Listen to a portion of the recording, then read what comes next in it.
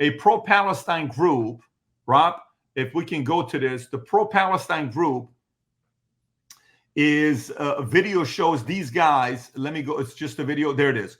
Pro-Palestine protesters in New York City were seen burning an American flag in Washington Square Park on Independence Day, chanting "Shut it down" and waving Palestinian flags during their flood for July 4th for Gaza rally, according to video footage posted by Olia Scootercaster. The protests included confrontations with bystanders, chants of "Free, Free Palestine," and the burning of a flag and flyer depicting former President Trump and Biden with the slogan "Death to all kings." Protesters then marched through Manhattan chanting "Revolution, Revolution" while holding flares and Palestinian flags. Protesters set off smoke bombs and flares to block views of celebrity fireworks. And while the exact number of arrests is unclear, multiple arrests were caught on camera as protesters shouted "Oink, oink, piggy, piggy" at NYPD officers. Rob, play this clip. Fucking terrorists hate America! Fuck this video! Fuck you! Leave the country, you hate America! Fuck you! Free, free Palestine! Free, free Palestine! Free, free Palestine! Free, free, free Palestine! Free, free Palestine! Free, free Palestine! Free, free Palestine! Free, free, free Palestine!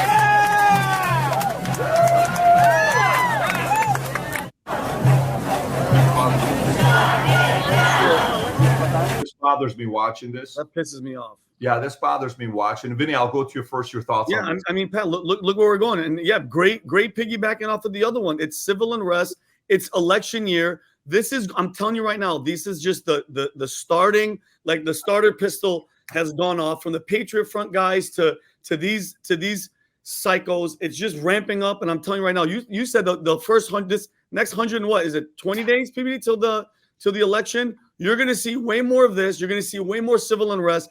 And the goal, this is my opinion, the goal is to have all these groups go insane. God forbid something bad happens from one of these crazy people, these migrants, these displaced people that are coming over the border.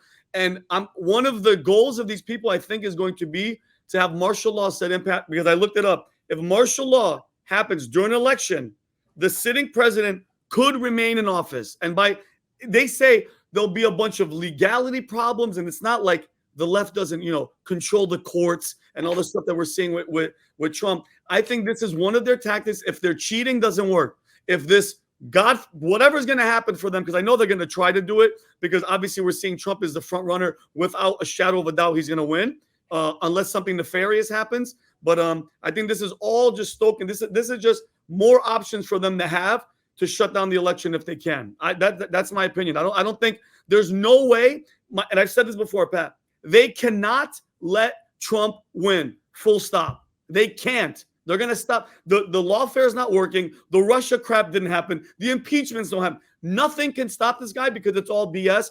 What are they going to do this time around? And it scares the hell out of me. Yeah, I just try to share. Kelly, Rob, are you guys preventing a page from being shared? I just put a link there. Or if you guys are not looking at it. Yeah, so this tells you how many days are left, 118, 13 hours, 5 minutes, and 43 seconds on how many days are left. But a part of this, when you're seeing this, you can stop sharing, guys, but maybe when we're doing these Zooms, if I'm doing it, just pay attention to it so we can kind of go through it faster, because it's about being timed as well. But, when you're seeing stories like this, you know what it makes me think about?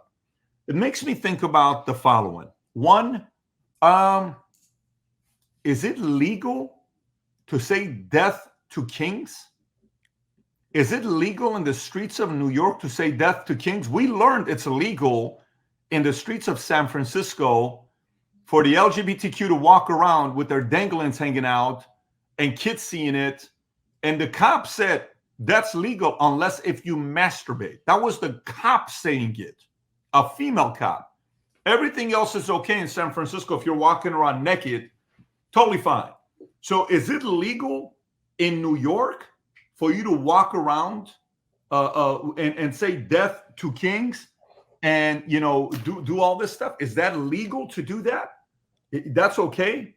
Yeah, so that's inciting violence. We did a podcast, one of the podcasts that we did, where one of the guests on the podcast made some claims that we just can't put it publicly. because the claim was about actually, Rob, I don't know what word to use. I don't even want to use the word to inciting violence is what the podcast was.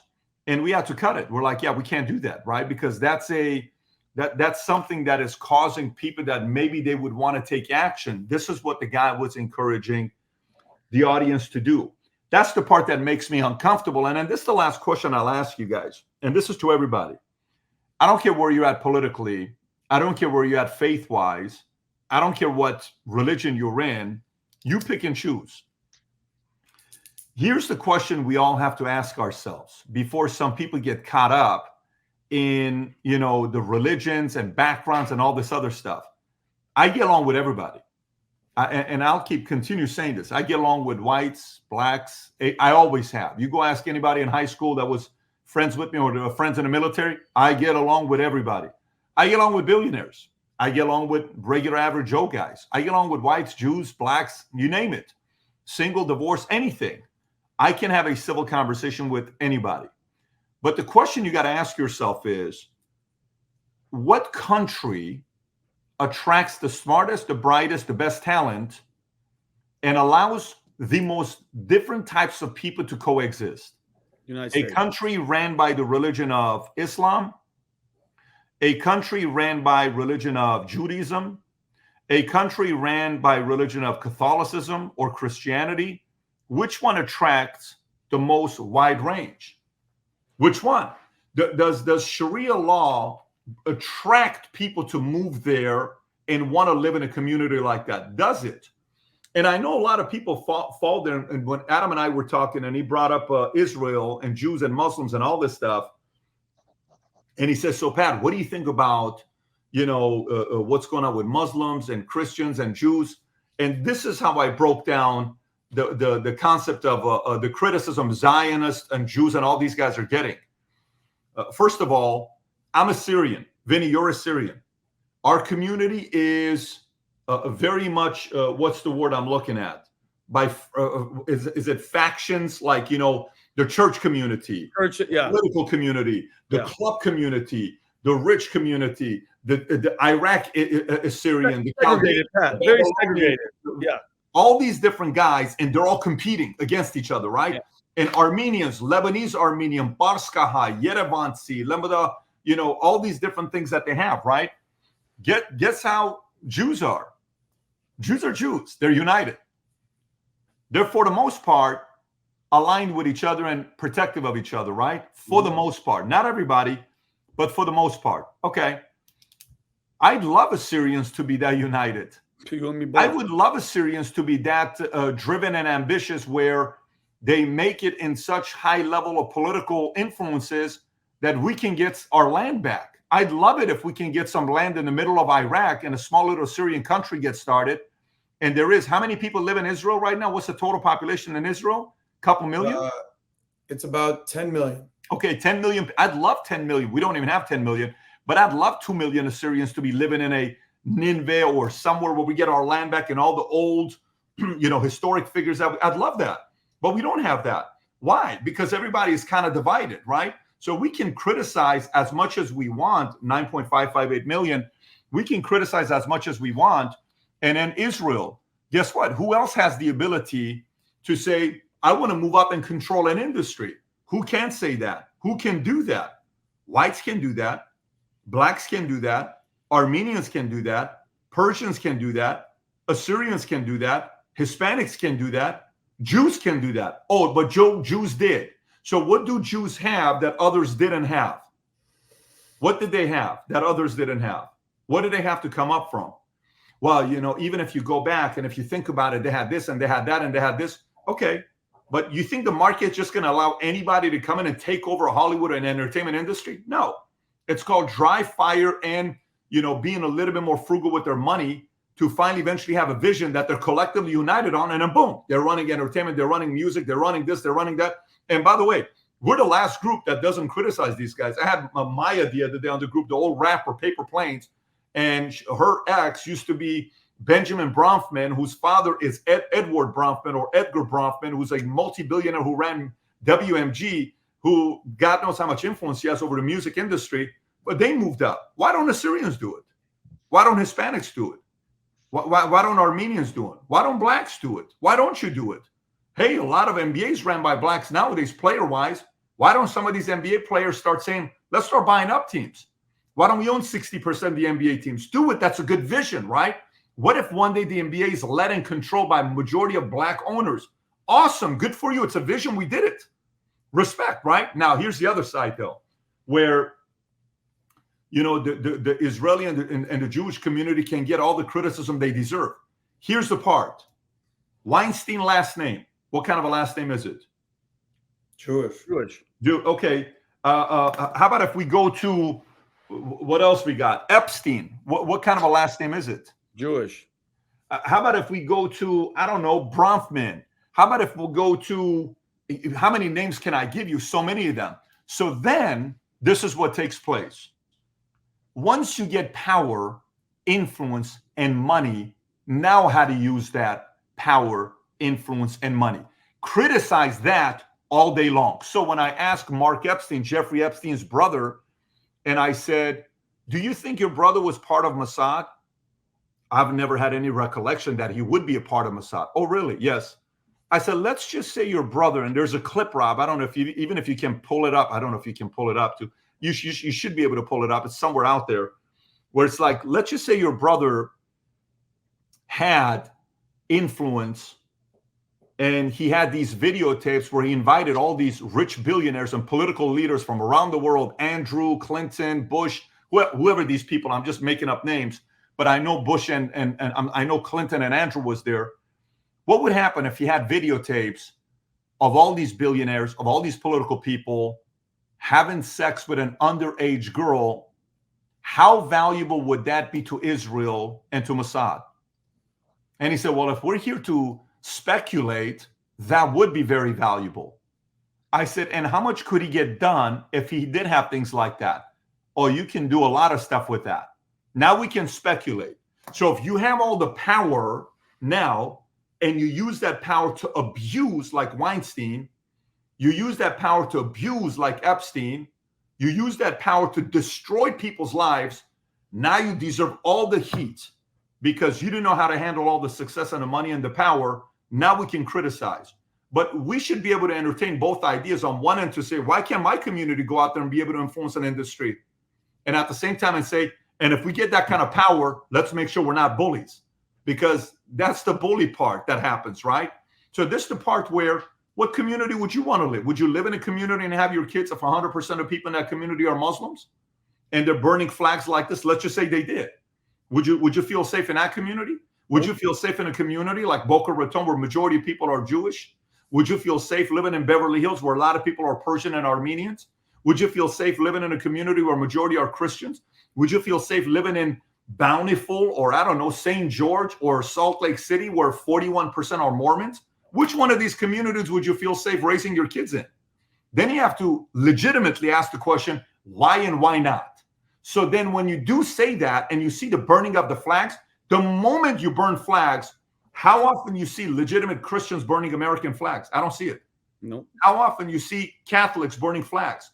How often you see Jews burning flags? How often you see Mormons burning flags? How often you see Scientologists burning flags? How often do you even see atheists? I'm sure it's out there, but how often you see that burning flags? No. Why is it that when it comes down to burning flags, Muslims are involved? Why? Why is that involved? And by the way, there is no benefit I get from asking this question, because 50 YouTube channels are going to respond to this and try to trash me and saying Patrick's a Zionist or Patrick's a this and Patrick's a that. None of that stuff bothers me when you do that. None of it. Because while I'm saying that, I get 50 other emails from people in the Jewish community saying, you don't know what you're talking about and you're such a this. I don't make any friends when I take this position. There is no benefit to me financially, in no way, even emotionally, to make new friends when I take this position. There's no benefit to me. Not financially, not business-wise, not economically, not political influence. Because one side, regardless, both sides say, screw this guy. I don't like what he says right there. Totally get it. But that's my position. But when I draw the line, if you choose to burn the flag, that has done so much good for the world. Not saying it hasn't bullied other people, and not saying we don't have a stuff that we've done that's challenged other people as well. You talk about burning that flag in other countries, I already don't like it. But you talk about burning that flag in our country. No wonder $1 trillion of assets under management has left New York in the last 4 years. No wonder $1 trillion of assets under management has left California. And no wonder the top 2 stock markets in the freaking world are New York Stock Exchange, number 1, and number 2 is NASDAQ. Guess what's the next stock exchange being opened up? Texas Stock Exchange. No wonder that's happening, because of all these dumb and ridiculous policies you come up with that you don't have the backbone to stand up and say, burn the American flag one more time. Burn it one more time, see what we do to you. Go ahead and burn it. You put these January 6 people in jail. What are you going to do to these people that burn the flags? You're going to give them 20 years in jail. Is that what you're going to do? Are you going to be like, let's be tolerant? What's wrong? They're just expressing themselves. That's not inciting violence? Yeah, I mean, there's got to be a certain area where the left and the right have to be unified on, and burning the flag is not a Republican thing. Burning the flag should be an American thing. That is a felony. You're out. Go to jail. Let's go. Get right in there. When am I getting out? Not for a long ass time. Hey, go tell everybody in the world, you get 20 years in America if you burn the American flag. Do it again. Do it one more time. 20 years. Burn the flag one more time and say death upon our leaders. Do it one more time. See what happens. 20 years in jail. Go ahead. Oh, that's unfair. Bullshit, that's unfair. That's fair. Have respect for the country that's giving you the opportunity that you got today. So I understand that guy that had the Yankee song screaming at them, you don't like this place, get the hell out of here. I think a lot of people feel that way. Adam, your thoughts, and then we'll skip to the next story. Yeah, death to America, right? Death to America. Let that sink in for a second.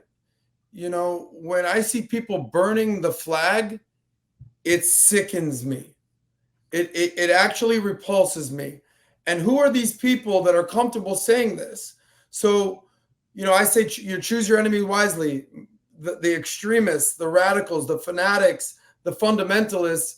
This to me is the enemy of America. This is my enemy. You know, I'm a pretty moderate, rational dude. I try to see things on both sides. This is the biggest problem with America. So who are these people? Let's unpack this for a second.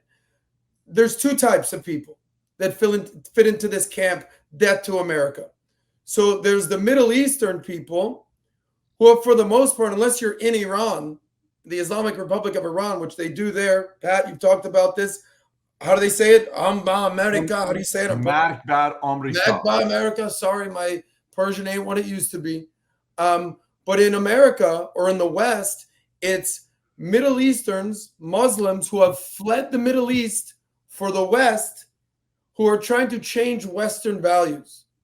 And then the other part of it is it's Westerners, Americans, woke Westerners in America, in France, in England, in Netherlands, across the world who have never visited the Middle East and have no clue what it's like. The Gays for Gaza Brigade. So we talked about the horseshoe theory before, these strange bedfellows of the Islamists on the far right, the fundamentalists, and then also the Marxists on the far left. Like, what do they have in common? So it comes down to being fanaticals and extremists. So what's happening right now, I've said this before on the podcast, where Jews, they're just sort of the canary in the coal mine. They're a bellwether for what's going on in the world. So the far right, typically white nationalists, to bring it back to the, what was it called? The Patriot Front? Front.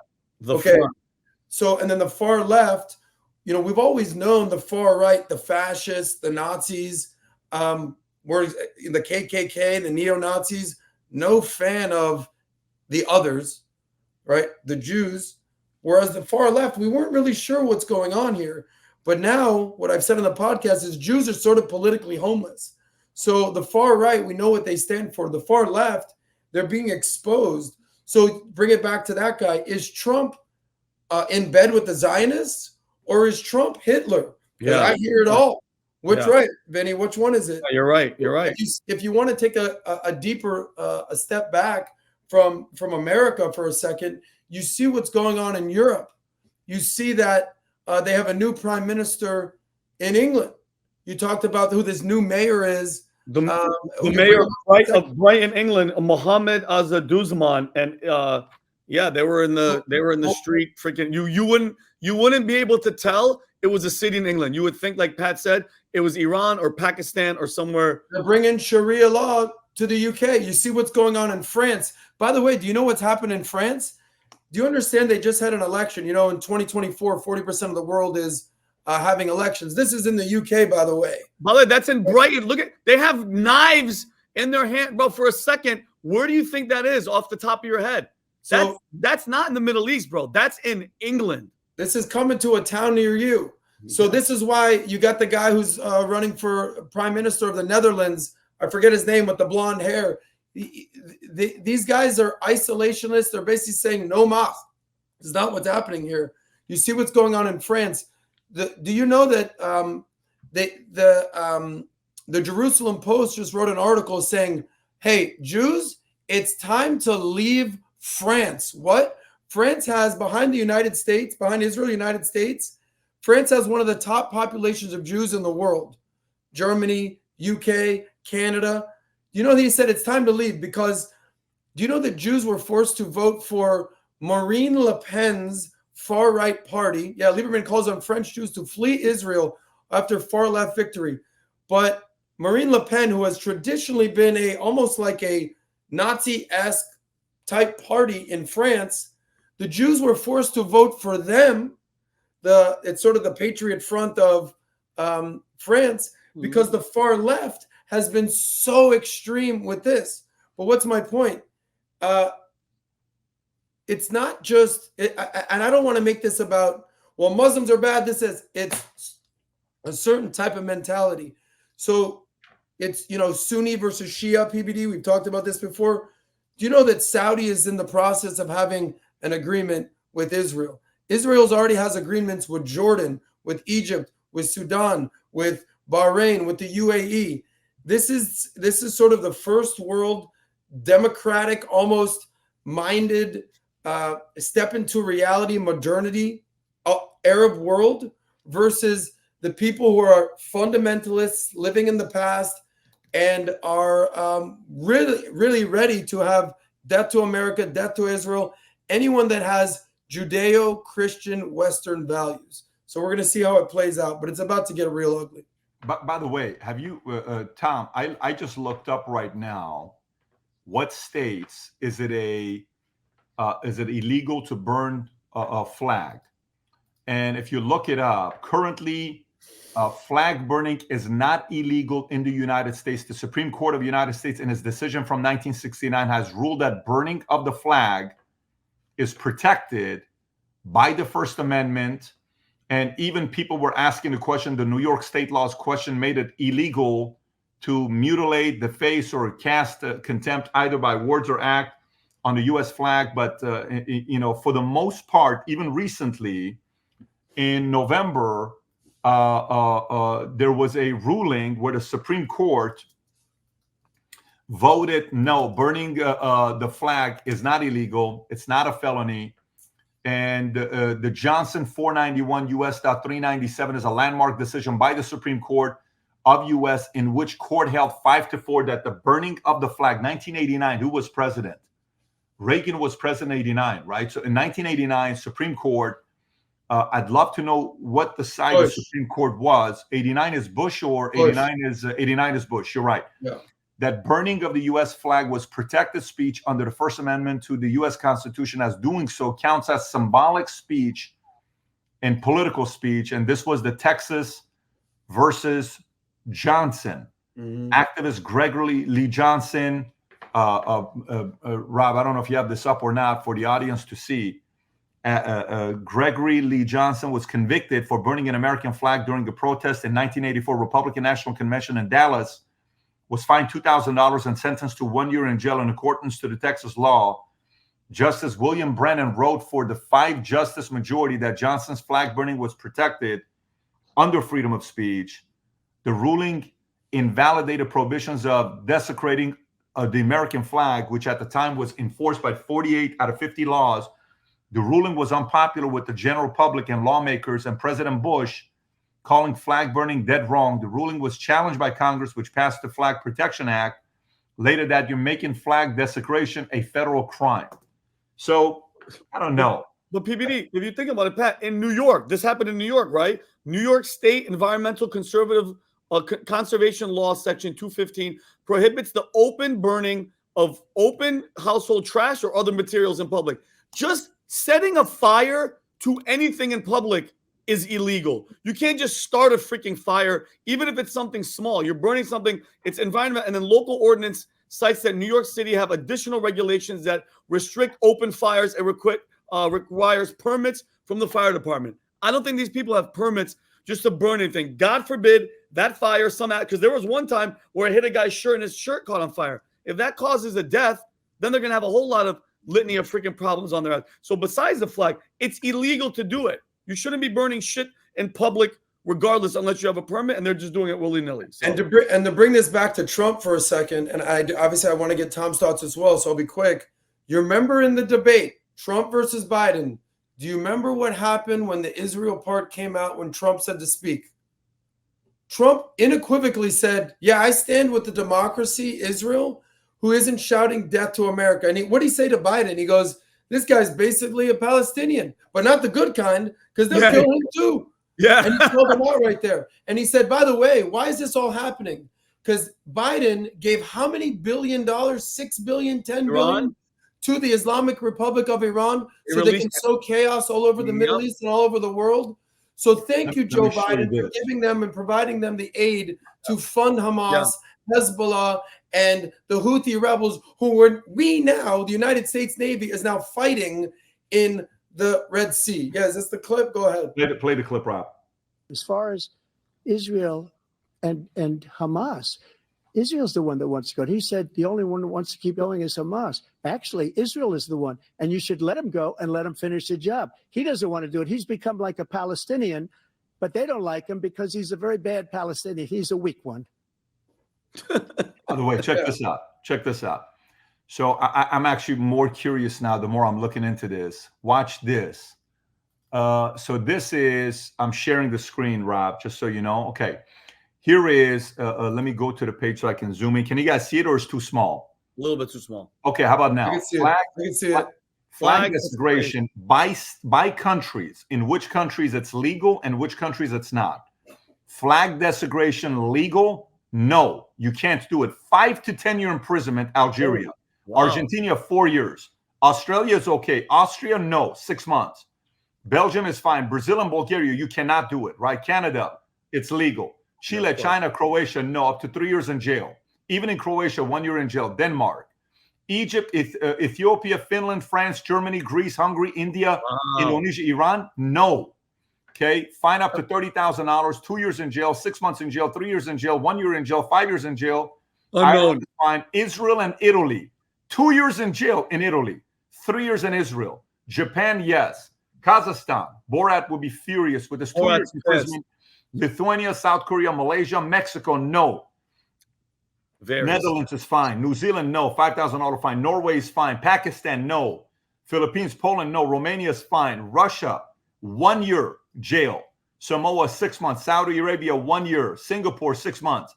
South Africa, Spain, no imprisonment. Sweden, Switzerland's fine. Taiwan, Thailand, Turkey, Ukraine. Ukraine, you go 3 years in jail. Turkey. 18 years, Turkey. 18 years in jail. UK and US is fine. I don't know. I have a hard time with this. I have a very hard time with this whole concept of it being okay, because in a way you have to be thinking about it like, you know, freedom of speech is one thing, but what does it mean when someone in your country burns your flag? What is the meaning of that? What is the definition of? So what does this mean? There's two words, right? What this means, right? Yep. What does this mean? Peace. What does this mean? West Side. What does this mean, right? East. I can go on and on with all these. You know a little too many of these. What does this mean, right? What does this mean? All of these things have a meaning, right? Yes. What does this mean? I can go do all these different. Everything has a meaning. What does it mean when you burn the flag? What is the definition of burn the flag? That the country that the flag represents is the enemy to you. You hate them and you want them to fail and be destroyed, because the symbolism is you're destroying the flag that represents the country. You want the country to be destroyed. And if they're here on this land, to me, they're our enemy. That's my opinion. What did KKK burn? What did KKK burn? A cross. And What is burning a cross in America? I'm now very curious. When sent to federal hate crime, the cross burning was an abhorrent act that used a traditional symbol of hatred. Mississippi man sentenced for federal hate crime for burning of the cross, and he had to pay $7,800. Okay, let me pull this up to you guys for you to see us and share the screen. Hang on one second, Rob. So let's go to this. Boom. I think this is it. Let me see if this is it. Let me know if you guys see it or not. Do you see it, something Mississippi, or no? Yep. Can you guys see it? Okay, so watch this. The cross burning was an abhorrent act that used a traditional symbol of hatred and violence to stoke fear and drive a black family out of their home, said Assistant General Kristen Clark. While one might think cross burning and white supremacist threats and violence are things of the past, the unfortunate reality is that these incidents continue today. The sentence them. So let me get this straight. Why? So here, the burning of a cross is an act used as a symbol of hatred and violence to stoke fear and drive black families out of their homes. Is what? Symbol of hatred and violence to stoke fear. A symbol. It's an act used. Okay. So for me, if I'm a lawyer, I'm bringing that in. What's the difference between a cross and a flag? Matter of fact, if we even want to say separate church versus state, it should be more, you know what I'm saying? Like for someone to say, well, that's a religion. It is what it is. You know, we have freedom of religion. But I'm sorry, burning the American flag, I'm not okay with either one of them, because both of them is inciting violence and hate. Do I want that in my country? Yeah, This is exactly the point. So the Supreme Court can go into a calm courtroom and say, we have the First Amendment. We have free speech here. What does free speech mean? In a quiet courtroom, they say, well, I suppose you burn the flag, so you don't like the president. You don't like that he's sending your kids off to be drafted into Vietnam, so you burn. That's where those flag burning precedents, Johnson versus U.S., that's where that happened. So, well, you know, they're protesting against the Vietnam War, against leadership. And so a very calm, measured, analytical processing Supreme Court can say, well, then I suppose that's freedom of speech. However, you just brought up the 2 points. What it really means is renouncement and rejection. And if you want to renounce and reject the United States, then, okay, are you renouncing and rejecting that? So you don't get, so guess what? All these rights and everything as a citizen, pick your country. You're free to go. Go. Number one. So if you don't want to be here, go. And why are you here? Why are you getting all the benefits of a citizen who may not like the government, but that's why we vote. That's why we peacefully assemble and protest. We can do all that. We have freedom of speech. We can do that. We can have a giant group of people, and on the Lincoln Memorial, you can say, I have a dream because I want to see more racial equality in general without DEI. Just see us accept one another. You can do that. But when you burn the flag and you renounce the very thing that's protecting you and giving you citizens' rights, I have a problem. And I think the Supreme Court errs when they apply these things to freedom of speech, because it's not. This is renouncement and rejection. And I think it's an error in judgment, which is why the states took it up away from the federal government. And all of the states were saying, sorry, federal government, if you're here in Iowa and you burn the flag, you got a problem with us because we run Iowa. That's where the state stepped in, and then the federal government stepped in. The other side of this, it's going, you're on a slippery slope with hate crime, because now the Supreme Court is going to have to decide at some point, wait a minute, if burning a cross in the front yard of people, which is horrible, it means that we're here to kill you. The burning of the cross but burning of the cross was it's like nothing good happened in that neighborhood after the burning of a cross, and people were lynched in horrible chapter. So, but if all these things are now hate crime, that's a hate crime, that's a hate crime, that's a hate crime. Well, then what, isn't the burning of the flag a hate crime? I, as a citizen, am incensed. And I am worried about the people that would wave knives in public, gather around and chant, and then burn a flag. Where are you protecting me? So I think the hate crime is a slippery slope. And I think the states had it right, because the states were pointing out, peacefully assemble, be upset at the president, have a demonstration, rally people to vote and make change. However, you're going to renounce the very thing that gives you the right to do that? No. So, Tom, are you for burning of the flag being in the category of freedom of speech? Currently, the price of freedom of speech is free speech. That's the price. But I am not okay with the burning of the flag in the demonstration and renouncement of the very set of principles that give you freedom. A little bit more specifically. If you're a governor of a state, would you make burning of a flag a misdemeanor, a felony, or it's okay if they do it? Can't do it now, but I can't do it now because of the Supreme Court thing. But if I was a governor before the Johnson decision, I would have proudly pricked my thumb and signed in blood that it's a felony to burn the flag here. Have any other kind of demonstration and political rally you want, but you burn the flag that gives you the right to have that political rally, gives you the right to say I'm against the draft, gives you the right to say I want to change Tom Ellsworth, the governor, I want to vote against him. You can't burn that flag. I'll sign it in blood. But you can have your peaceful free speech demonstration to make your point. I'll defend free speech with the blood of my other thumb.